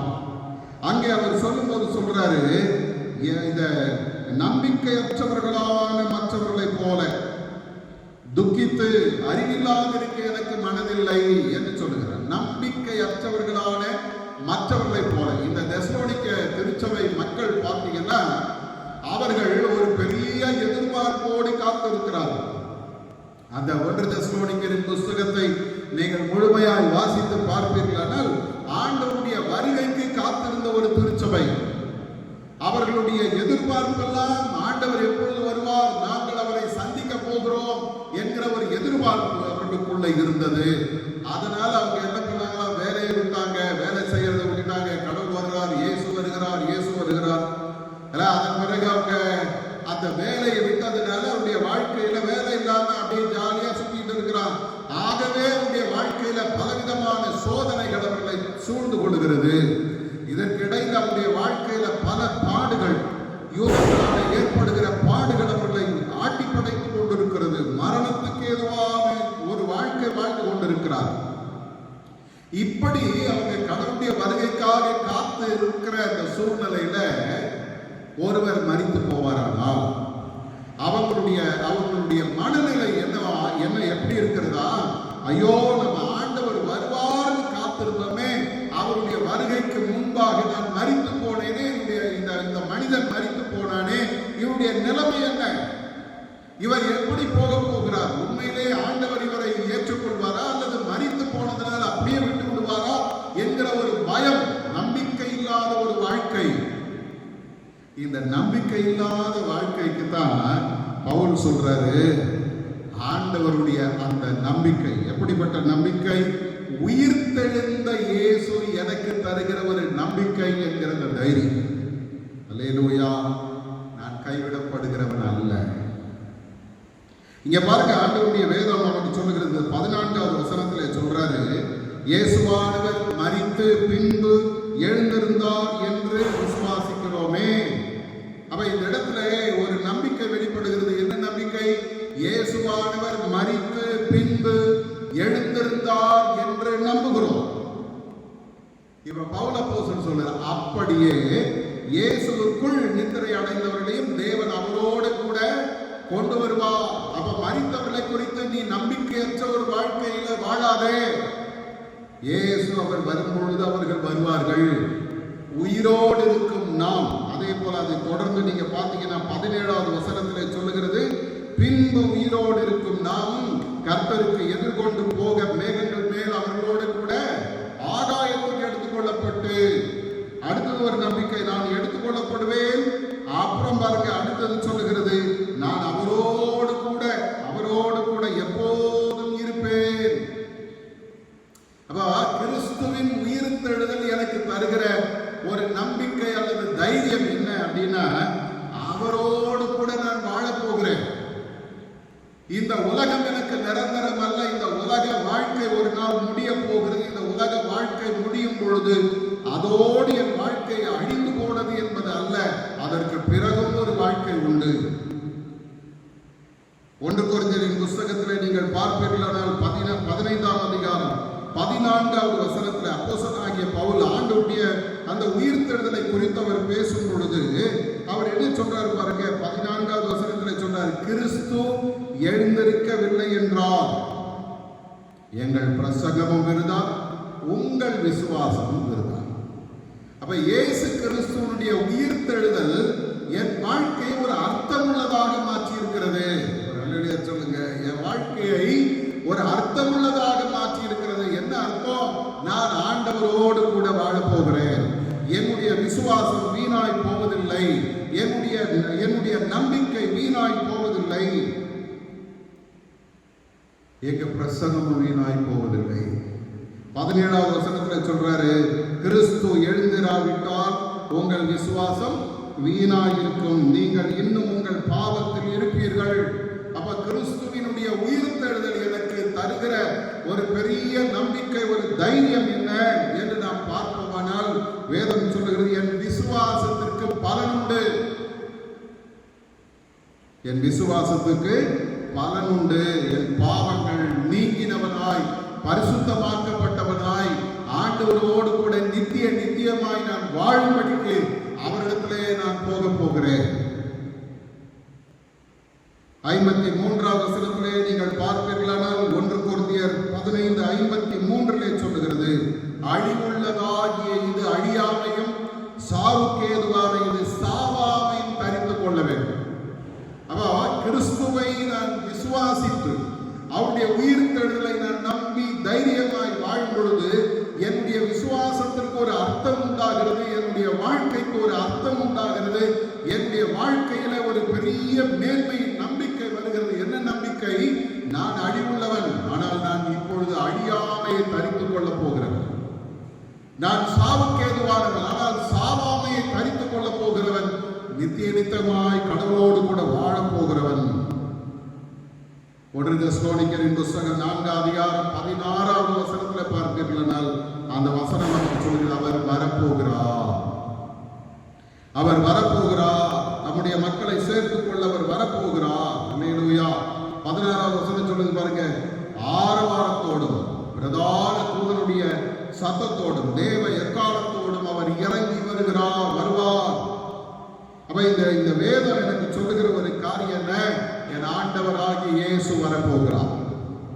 எனக்கு நாம் இருக்கிற இந்த காலம், கடைசி காலத்தில் நாம் வாழ்ந்து கொண்டு இருக்கிறோம். ஆண்டவர் எப்போ வருவார் தெரியாது. கொஞ்சம் உட்கார்ந்து அப்படியே யோசிச்சு பாருங்க, கொஞ்சம் யோசிச்சு பாருங்க. நான் வாழுகிற இந்த வாழ்க்கை எப்படிப்பட்ட வாழ்க்கை? பரலோகம் போகிற வாழ்க்கையா, இல்ல நரகம் போகிற வாழ்க்கையா? நம்பிக்கை உள்ள வாழ்க்கை வாழறேனா அல்லது நம்பிக்கையற்ற வாழ்க்கை வாழ்கிறேன்? இயேசு கிறிஸ்து எனக்காக மரித்தார், சிலுவையிலே மரித்தார். அது எனக்கு தருகிற ஒரு பெரிய தைரியம். அவர் என்னை பாவியா இருக்கும் போதே நேசித்து எனக்காக தன் ஜீவனையே கொடுத்து என்னுடைய பாவத்திலிருந்து அவர் என்னை மீட்டெடுத்திருக்கிறார். இரண்டாவது ஒரு நம்பிக்கை, இயேசு கிறிஸ்துடைய உயிர்த்தெழுதல். மரித்த இயேசு மரித்தவராய் அல்ல. இன்னைக்கு நிறைய பேர் இந்த இந்த பேட்டிகள் எல்லாம் பாருங்க, ரொம்ப ஒரு மாதிரி பேசுவாங்க. உங்க ஆண்டவர் மாதிரி எங்க கடவுள் தொங்கிக்கிட்டு இல்லை. ஒருத்தர் சொல்றான், உங்க கடவுள் மாதிரி எங்க கடவுள் மாதிரி உங்க கடவுள் இல்லை, அவர் தொங்கிட்டு இருக்கிறார். அவர் தொங்கினதுனாலதான் இன்னைக்கு நாங்கெல்லாம் மேன்மை அடைந்திருக்கிறோம். அவர் சிலுவையிலே மரித்ததுனாலதான் இன்னைக்கு உயிரோடு இருக்கிறோம், ஜீவனுள்ளவர்களாய் வாழ்ந்து கொண்டு இருக்கிறோம். பாவத்தின் சம்பளம் மரணம். அந்த மரணத்தை அனுபவிக்காம ஆண்டுடைய கிருபையினாலே நாம் ரட்சிக்கப்பட்டிருக்கிறோம். அந்த நம்பிக்கை. செத்து போன ஆண்டவரை நம்ம ஆராதிக்கல, உயிரோடு எழுந்தவர், 3ஆம் நாள் உயிரோடு எழுந்தவர். அவருடைய கல்லறை இன்றைக்கும் வெறுமையான கல்லறையா இருக்கிறது. அந்த உயிர்த்தெழுந்த ஆண்டவர் உங்களுக்கு எனக்கு தருகிற ஒரு நம்பிக்கை என்ன தெரியுமா? இயேசு எப்படி உயிர்த்தெழுந்தாரோ அப்படி நானும் உயிர்த்தெழப் போகிறேன். இயேசு என்னை ஏற்றுக்கொள்ள பரலோகத்திலிருந்து அவர் இறங்கி வரப்போகிறார். அப்பொழுது நான் அவரை சந்திக்க பறந்து போக போகிறேன். அவரோடு கூட என்றென்றைக்கும் எப்போதும் நான் வாழப்போகிறேன். எவ்வளவு பெரிய ஒரு நம்பிக்கை தெரியுங்களா? தைரியம். இயேசுவின் உயிர்த்தெழுதல் எனக்கு தைரியம். 3வது, கர்த்தருடைய ஆவியானவர் எனக்கு தைரியம் தந்தார். வேதத்தை நீங்கள் வாசித்து பார்ப்பீர்களா? 2 தீமோத்தேயுவின் புத்தகத்தில் 1ஆம் அதிகாரம் 7வது வசனத்திலே நாம் பார்க்கும் பொழுது ஆண்டுடைய வேதம் நமக்கு தருகிற ஒரு அருமையான ஒரு நம்பிக்கை. தேவன் நமக்கு பயமுள்ள ஆவியை கொடாமல். அப்போ ஒரு காலத்துல நமக்குள்ள என்ன ஆவி இருந்தது? பயமுள்ள ஆவி இருந்தது. பயந்தோம், எல்லாத்துக்கும் பயந்தோம். மரத்தை பார்த்து பயந்தோம், காற்றை பார்த்து பயந்தோம், நெருப்பை பார்த்து பயந்தோம். நமக்கு முன்னால இருந்த மூதாதையர்கள் அவர்கள் தெய்வம் என்று வணங்கினதெல்லாம் எதை தெரியுமா? இயற்கையை வணங்கினாங்க. தங்களுடைய சக்திக்கும் மிஞ்சின எதையும் அது மாடா இருந்தாலும் சரி, அது மரமா இருந்தாலும் சரி, காற்றா இருந்தாலும் சரி, எல்லாத்தையும் தெய்வம் என்று கையெடுத்து கும்பிட்ட ஒரு காலம் உண்டு. ஆனா இப்போ பாருங்க, இயேசுவின் சிலுவை என்னை ரட்சிப்புக்குள்ளே நடத்தி இருக்கிறது. இயேசு கிறிஸ்துவின் உயிர்த்தெழுதல் என்னை மறுமையின் நம்பிக்கைக்குள்ளே வைத்திருக்கிறது. இயேசு கிறிஸ்து எனக்கு தருகிற பரிசுத்த ஆவியானவர் எனக்கு ஒரு பெரிய தைரியத்தின் ஆவியாய் உள்ள இருக்கிறார். வேதம் சொல்லுகிறது, தேவன் நமக்கு பயமுள்ள ஆவியை கொடாமல் பலமும் அன்பும் தெளிந்த புத்தியும் உள்ள ஆவியை கொடுத்திருக்கிறார். சொல்லுங்க அல்லேலூயா. நமக்குள்ள இருக்கிற அந்த ஆவியானவர் யார்? பலமும் அன்பும் தெளிந்த புத்தியும் உள்ளவர். அதை கொடுக்கிறார். அவர் நமக்குள்ள வந்துட்டாலே நம்முடைய வாழ்க்கையில நம்ம பலவீனமானவர்களாய் வாழ மாட்டோம், ஆவியிலே பேதலித்தவர்களாய் வாழ மாட்டோம்.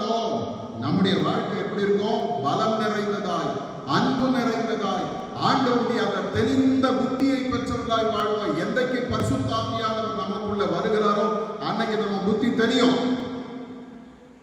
அது வரைக்கும் தெரியாது. உலக மனிதர்கள் என்னதான் பெரிய படிப்பு படிச்சிருந்தாலும் அவருடைய வாழ்க்கையில புத்தி தெரியல.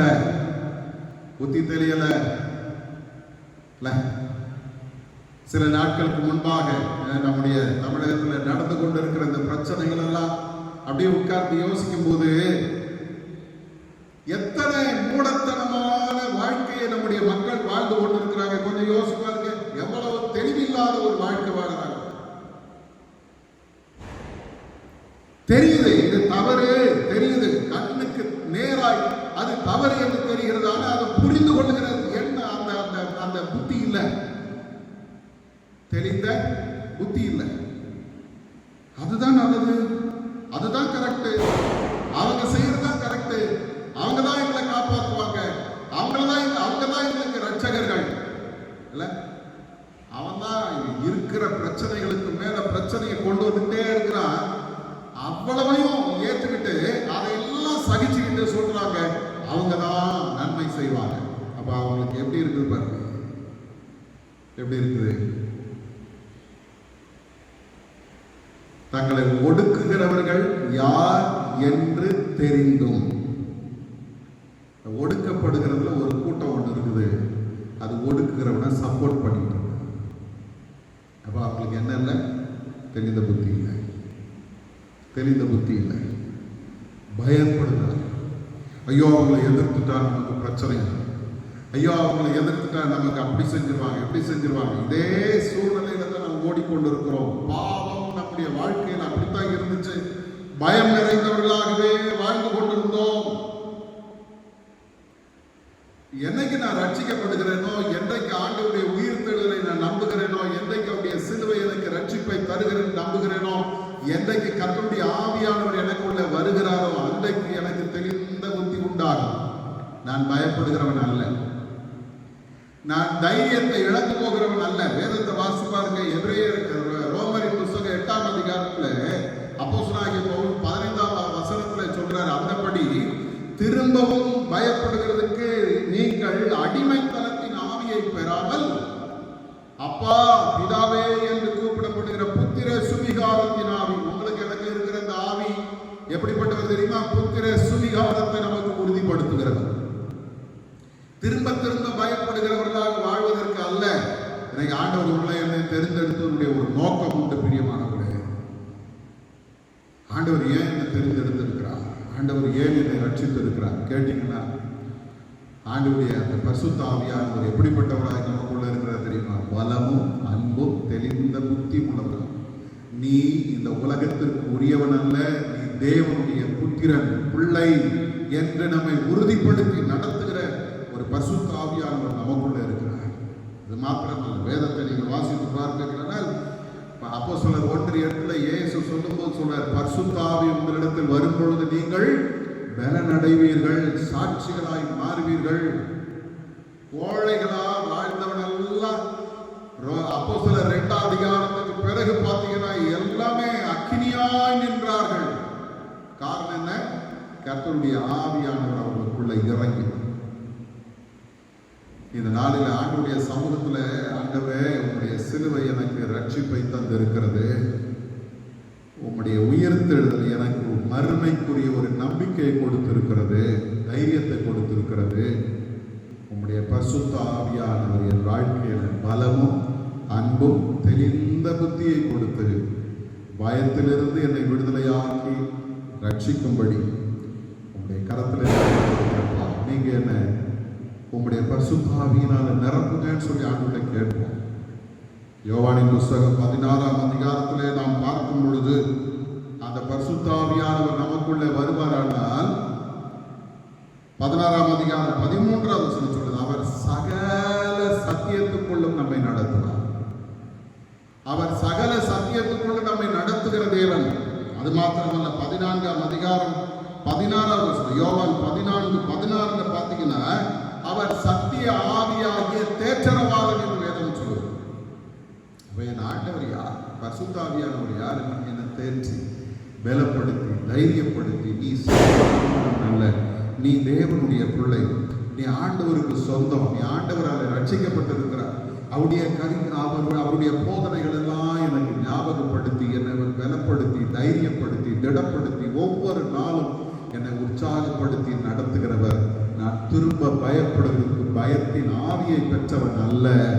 இந்த காலை நேரத்தில் ஆண்டவரை பார்த்து சொல்லுங்க, ஆண்டவரே திரும்பவும் பயப்படுகிறதுக்கு நான் பயத்தின் ஆவியை பெறாமல் அப்பா பிதாவே என்று கூப்பிடப்படுகிற புத்திர சுவிகாரத்தின் ஆவியை பெற்றிருக்கிறேன். அந்த பரிசுத்த ஆவியானவர் எப்படிப்பட்டவர்? அவர் பலமும் அன்பும் தெரிந்த புத்தியும் உள்ளவராய் இருக்கிறதுனால பயமுள்ள ஆவியை நான் பெறல, பலமுள்ள ஆவியை பெற்றிருக்கிறேன். இந்த ஆவியானவர் என்ன சகல சத்தியத்துக்குள்ள நடத்துகிறார். நான் என்ன செய்யணும், ஏது செய்யணும், எப்படி பேசணும், எங்க போகணும், எல்லாவற்றையும் அவர் எனக்கு போதித்து நடத்துகிறார். அதோடு கூட அவர் என்னை பரிசுத்தப்படுத்தி நிறுத்துகிறார். அந்த உன்னதமான ஆண்டவரை அவர் தருகிற இந்த நம்பிக்கை தைரியத்தை நாம் பெற்றுக்கொள்வோமானால் நாம் பாக்கியவான்களாக இருப்போம். முதல்ல பார்த்தோம், கிறிஸ்துவின் சிலுவை எனக்கு தைரியத்தை கொடுக்கிறேன். நான் பாவியன், நான் மரணத்துக்கு ஏதுவானவன் அல்ல, நான் ஆண்டவருடைய இரத்தத்தினாலே ஆண்டவருடைய இரத்தத்தினாலே மீட்டெடுக்கப்பட்டவன். இரண்டாவது, இயேசுவின் உயிர்த்தெழுதல் எனக்கு தருகிற தைரியம் ஒன்று உண்டு. அது என்ன? நான் நம்பிக்கையற்ற மற்றவர்களை போல வாழ்வதற்கல்ல, எனக்கு ஒரு நம்பிக்கை இருக்குது. இயேசு வரும் பொழுது அவரை சந்திக்க நான் போவேன். அவர் எப்படி உயிர்த்தெழுந்தாரோ அதே போல நானும் உயிர்த்தெழுந்து அவரோடு கூட எப்போதும் என்றைக்கும் நான் வாழப்போகிறேன். ஒரு பெரிய நம்பிக்கை. மூன்றாவது, பயத்தின் ஆவி அல்ல, பலத்தின் ஆவியை கற்றுக் கொடுத்திருக்கிறார். தெரிந்த புத்தியும் அன்பும் நிறைந்த அந்த ஆவியானவர் சகல சத்தியத்துக்குள்ளும் நடத்துவார். நான் வழி விலகி போக ஒரு நாள் விட மாட்டார். என் வாழ்க்கையில ஆண்டவரே என்னை போதித்து நடத்துவார். நான் பார்த்த அந்த மிஷனரி சரிதையில பாஸ்டர் சுந்தரம் அவர்களுடைய வாழ்க்கை என்ன சொல்லுது தெரியுமா? அவர் வழி விலகி போய் மனம் போன போன பொழுது சரியான நேரத்திலே சரியான இடத்துல கடவுள் அவளை கொண்டு போய் நிறுத்துகிறார். அங்க ஒருத்தர் பிரசங்கம் பண்றார். அந்த பிரசங்கம் அவருடைய மனதை தொடுகிறது. பாவ உணர்வு வருகிறது. தன் பாவங்களை எல்லாம் அறிக்கை செய்து ஆண்டுடைய சமூகத்தில் இருந்து ஒரு பெரிய மீட்பை பெற்றவராய் ஆவியானவருக்கு தன்னை முழுமையாய் அர்ப்பணித்து அவர் என்ன சொல்லுகிறார் அதை அப்படியே செய்து முடித்தார். அதுதான் அவருடைய வாழ்க்கையின் மேன்மை. அந்த ஆவியானவர் நம்மோடு கூட இருக்கிறார், உங்களோடு கூட இருக்கிறார். ஆகவே நம்பிக்கையால் வரும் அந்த தைரியத்தை நாம் பற்றிக் கொள்வோம். எல்லாரும் தலைகளை தாழ்த்தி ஆண்டுடைய சமூகத்தை நோக்கி பார்ப்போம். எல்லாரும் சொல்லுங்க, ஆண்டவரே நான் பயந்து வாழ்ந்தது போதும், இனி தைரியமுள்ள வாழ்க்கை வாழ கிருபை செய்யும். என்னுடைய வாழ்க்கையில உம்முடைய சிலுவை இதுவரைக்கும் பாவத்தினால வருகிற அந்த சாபத்தையும் மரணத்தையும் நினைத்து பயந்து பயந்து பயந்து வாழ்ந்த எங்களுடைய வாழ்க்கையில பாவத்திலிருந்து ஒரு விடுதலையை தந்து எங்களை பரிசுத்தமாக்குகிற அந்த சிலுவை ஒரு பெரிய தைரியத்தை எங்களுக்கு கொடுக்கிறதுக்காக ஸ்தோத்திரம். அதே போல எங்களுடைய வாழ்வில உம்முடைய உயிர்த்தெழுதல் எங்களுக்கு தருகிற ஒரு பெரிய நம்பிக்கை. நாங்கள் உம்மை போல உயிர்த்தெழுவோம். உம்மோடு கூட நாங்கள் எடுத்துக்கொள்ளப்பட போகிறோம். நீர் வரும் பொழுது உம்மை சந்திக்க நாங்கள் வரப்போகிறோம். எல்லாவற்றுக்கும் மேலாக நாங்கள் உம்மோடு கூட நித்திய நித்தியமாய் வாழப்போகிறோம். இந்த பெரிய நம்பிக்கை தைரியம் எங்களுக்கு உண்டு சுவாமி. அதே போல சொல்லுங்க, ஆண்டவரே பரிசுத்த ஆவியானவர் எங்களுக்குள்ள திரும்பவும் பயப்படுகிறதுக்கு பயமுள்ள ஆவியை எங்களுக்கு தராமல் பலமும் அன்பும் தெளிந்த புத்தியும் உள்ள ஆவியை எங்களுக்கு கொடுத்திருக்கிறீரப்பா. நீர் எங்களோடு கூட இருக்கிறீர், சகல சத்தியத்துக்குள்ள நடத்துவீர். நாங்கள் உண்மை நம்பி தைரியமாய் அடியெடுத்து பரிசுத்தமுள்ள எங்கள் நல்ல ஆண்டவரே, இந்த அருமையான இந்த நாளுக்காக உமக்கு ஸ்தோத்திரம். இந்த நாளில ஆண்டவர் எங்களுக்கு தந்த உங்களுடைய ஜீவனுள்ள வார்த்தைக்காக உமக்கு நன்றி அப்பா. நம்பிக்கையினால் உண்டாகிற அந்த தைரியத்தை நாங்கள் பற்றி கொண்டவர்களாய் உமக்கென்று நாங்கள் வாழ எங்களை அர்ப்பணிக்கிறோம் சுவாமி. உங்களுடைய சிலுவை எங்களுக்கு ஒரு தைரியம் கொடுக்கிறது. நாங்கள் பாவத்திலே மரிக்க வேண்டியவர்கள், எங்களுக்காக இயேசு சிலுவையில மரித்ததுனால நாங்கள் பரிசுத்தமாக்கப்பட்டிருக்கிறோம். இனி நாங்கள் பாவிகள் அல்ல. எங்களை நேசித்த ஒரு ஆண்டவர் எங்களை ரட்சித்திருக்கிறீர் என்கிற நம்பிக்கை, அந்த தைரியம் உங்களுடைய உயிர்த்தெழுதல் எங்களுக்கு ஒரு பெரிய தைரியத்தை கொடுக்கிறது. நாங்கள் இந்த உலக வாழ்க்கையோடு எங்களுடைய வாழ்க்கை முடிந்து போவதல்ல, எங்களுடைய வாழ்க்கை தொடர்கிற வாழ்க்கை, பரலோகம் போகிற வாழ்க்கை. நீர் வரும் பொழுது நாங்கள் உயிர்த்தெழப் போகிறோம், நாங்கள் உண்மை சந்திக்க போகிறோம் என்கிற அந்த நம்பிக்கையை நீர் எங்களுக்கு தருகிறதுக்காக உங்களுக்கு ஸ்தோத்திரம். அதே போல பரிசுத்த ஆவியானவர் எங்களுக்கு பயத்தின் ஆவியாக அல்ல, பலத்தின் ஆவியாக, தைரியத்தின் ஆவியாக, புத்திர சுவிகாரத்தை தருகிற ஆவியாக, தேற்றரவாரனாய் எங்களோடு கூட நீர் இருக்கிறீர். அதற்காக உங்களுக்கு ஸ்தோத்திரம் ஆண்டவரே. இந்த நேரத்தில் ஆண்டவரே எங்கள் எல்லாரையும் இந்த சமூகத்தில் தாழ்த்துகிறோம், அர்ப்பணிக்கிறோம். கர்த்தர் எங்களுக்கு தருகிற இந்த தைரியமான வாழ்க்கையை நாங்கள் பற்றி கொண்டவர்களாய் உமக்கென்று வாழ எங்கள் ஒவ்வொருவருக்கும் நீர் கிருபை செய்வீராம். இது அருமையான இந்த நேரத்திலும் ஆண்டவரே, எங்களுடைய திருச்சபை மக்கள் யாரெல்லாம் இந்த செய்தியை கேட்டுக்கொண்டிருக்கிறார் அத்தனை பேருக்காக ஜெபிக்கிற எல்லாருடைய வாழ்க்கையிலும் இந்த பயத்தை கர்த்தர் மாற்றுவீரார், தைரியத்தை தாரும், உமக்கென்று வாழ கிருபை செய்யும். வரும் நாட்களில் உம்முடைய வல்லமையை தரித்தவர்களாய், எல்லா சத்துருவின் கிரியைகளை மேற்கொண்டவர்களாய் உமக்கென்று வாழ ஆண்டவர் உதவி செய்கிறார். இந்த நேரத்தில் இந்த வாரம் முழுவதிலும் ஆண்டவர் எங்களை நடத்தினீர். தொடர்ந்து இந்த புதிய வாரத்தை நீர் எங்களுக்கு ஆசீர்வதித்தாலும், இந்த வாரத்தில் தன்னுடைய பிறந்த நாள் மற்றும் திருமண நாளை கொண்டாடுகிற எல்லாருக்காகவும் இந்த சோதரம் எல்லாரையும் கர்த்தர் ஆசீர்வதியும். தேவையான எல்லா நன்மைகளை கிருபையை தாரும். மக்களுடைய எல்லா தேவைகளை சந்தியும். இதுவரைக்கும் நடத்தினவரே தொடர்ந்து ஆண்டவரே, உங்களுடைய அன்பின் கரத்தில் எங்களை தாழ்த்துகிறோம், அர்ப்பணிக்கிறோம்.